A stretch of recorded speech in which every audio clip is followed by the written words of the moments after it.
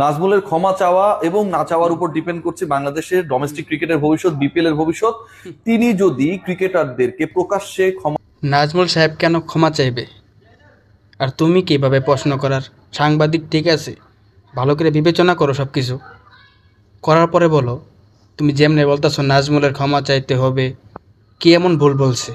সে তো সঠিকই বলছে, 1 রানের জন্য ইন্ডিয়ার সাথে হারছে। ওই জিনিসটা মনে পড়ে এগুলা? না ভুলে গেছো?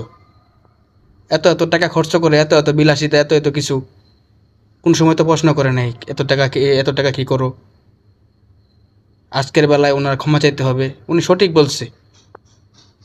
ওনাকে অসংখ্য ধন্যবাদ। মিথুন এই সেই, এখন এখন থেকে খেলা বন্ধ করে, বিপিএল বন্ধ করে দিছে, এখন ভালো হচ্ছে না? এখন ঠিক আছে তো? বিসিবিকে অসংখ্য ধন্যবাদ এরকম একটা ভালো পদক্ষেপ নেওয়ার জন্য। আমরা বিদেশে যারা থাকি, একটু বিনোদনের জন্য খেলাটা দেখি, ঠিক আছে? দেশকে রিপ্রেজেন্ট করতেছে ওরা, দেশটা জিতলে আমাদের অনেক খুশি হয়, কিন্তু ওরা যে কোনো টাইমে আমাদেরকে নির্লজ্জ বানায়।